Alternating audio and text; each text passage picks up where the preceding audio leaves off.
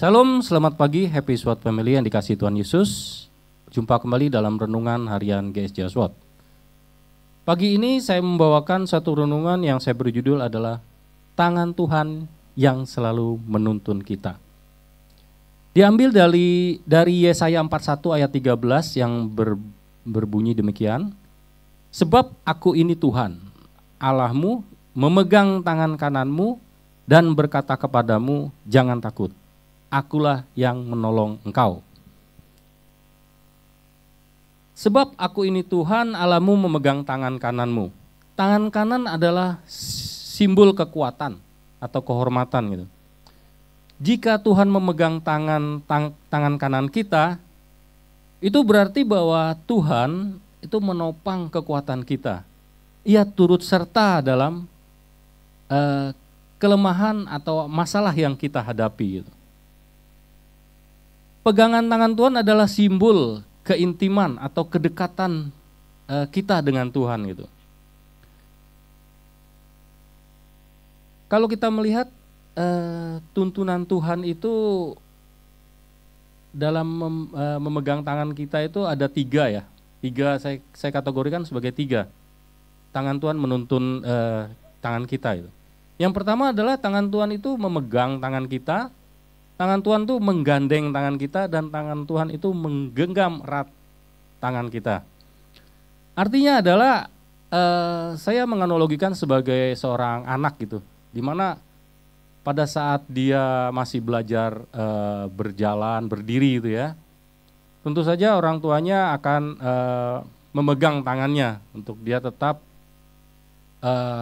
bisa berdiri gitu, bahkan step by step itu untuk berjalan gitu. Jadi memegang di sini adalah saat kondisi di mana kita masih lemah dan belum bisa berjalan sendiri itu. Jadi tangan Tuhan yang selalu memegang kita gitu. Yang kedua adalah bagaimana tangan Tuhan itu menggandeng kita. Di sini diartikan bahwa sebagai seorang anak, jika dia sudah berjalan tapi dia masih belum begitu kuat untuk berjalan. Jadi belum tahu arahnya. Kadang-kadang mesti dibimbing ya. Jadi digandeng. Menggandeng tangan kita itu kita mulai dibimbing saat kita berjalan tapi masih perlu diarahkan gitu. Yang ketiga adalah tangan Tuhan menggenggam erat. Menggenggam erat di sini pengertiannya bahwa di mana kita dalam kondisi tertekan, khawatir, bahkan dalam bahaya, itu tangan Tuhan selalu menggenggam erat kita. Dalam keputusasaan gitu ya. Apa sih maksud daripada tangan Tuhan itu menuntun kita? Maksudnya adalah kita diharapkan untuk mengikuti langkah Tuhan gitu. Bahkan kita pernah tahu ya bahwa tuntunlah kami ya Tuhan gitu. Jadi menuntun kita arah hidup kita gitu. Dan hidup dalam ketaatan tentu saja. Tuhan selalu siap untuk menuntun kita, tapi apakah kita mau dituntun sama Tuhan gitu. Kalau tadi maksud Tuhan seperti itu, tujuannya untuk apa Tuhan menuntun kita? Tujuannya adalah yang pertama, ada dua tujuannya. Yang pertama agar hidup kita itu yang kita jalanin seturut akan kehendaknya gitu. Itu di dalam Roma 12 ayat 2 yang berkata janganlah kamu menjadi serupa dengan dunia ini. Jadi hidup yang kita jalani harus turut dengan kehendaknya, itu tujuannya. Yang kedua adalah agar kita tidak jatuh di dalam dosa. Dalam Mazmur ya, Mazmur 119 ayat 105 yang berkata, firman Tuhan itu pelita bagi kaki kita dan terang bagi jalan kita. Jadi supaya langkah kita yang jalanin itu, firman Tuhan itu yang menuntun kita, supaya agar kita tidak terjatuh, tersandung gitu, dalam dosa gitu. Lalu pertanyaannya, apakah tangan kita itu bisa terlepas dari gandengan tangan Tuhan? Ini perlu kita tanyakan diri kita sendiri. apakah tangan Tuhan itu bisa melepaskan diri daripada tangan kita? Apakah tangan Tuhan itu tidak begitu kuat untuk memegang kita sehingga bisa terlepas? Atau kita sendiri yang melepaskan diri dari gandengan atau pegangan tangan Tuhan? Tentu kita sendiri tahu ya, kadang-kadang kita sendiri merasa ingin senangan sendiri, jadi kita nggak mau gitu untuk digenggam tangan Tuhan. Lalu kenapa kita melepaskan diri dari gandengan Tuhan? Ini saya membagi dalam 3. Yang pertama adalah kenapa kita melepaskan diri dari gandengan Tuhan, tuntunan Tuhan? Karena kita merasa kita mau bebas gitu. Kita mau jalannya sendiri. Kita mau senang-senang sendiri gitu. Mau bebas gitu. Yang kedua adalah kalau kita dituntun Tuhan atau dipegang Tuhan, itu lebih condong kita itu banyak harus taat gitu. Mengikuti Tuhan. Banyak aturan. Enggak boleh ini, enggak boleh itu gitu ya. Jadi itu kenapa kita senantiasa melepaskan diri dari Tuhan. Yang ketiga adalah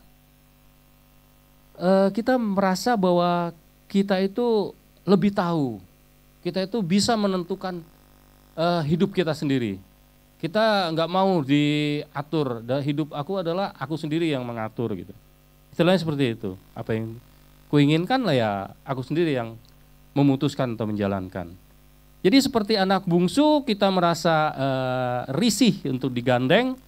Kita ingin kendali atas hidup kita melepaskan tangan Tuhan.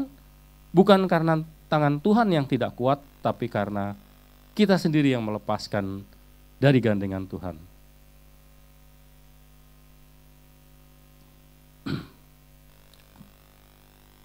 Kehilangan berkat saat melepaskan diri.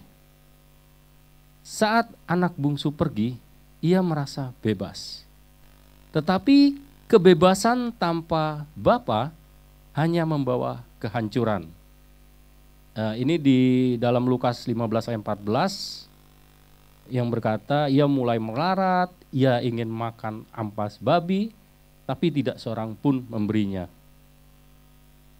Kalau berbicara mengenai gandengan Tuhan, saya teringat pada anak saya Jojo itu kalau suka jalan di mall, jalan sendiri, selalu saya gandeng gitu ya. Itu merasa hubungan dekat gitu, keintiman.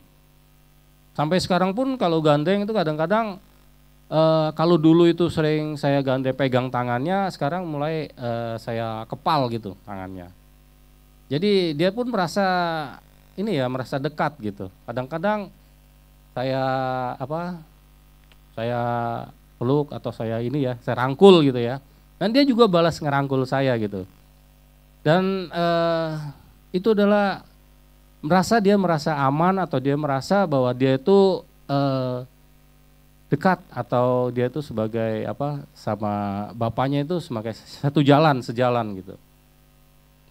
Itulah manfaat daripada bagaimana kita harus selalu digandeng sama Tuhan, dituntun sama Tuhan. Demikian firman Tuhan, mari kita berdoa. Bapak, terima kasih untuk renungan pagi hari ini. Kami mengucap syukur untuk kasih dan kebaikan Tuhan.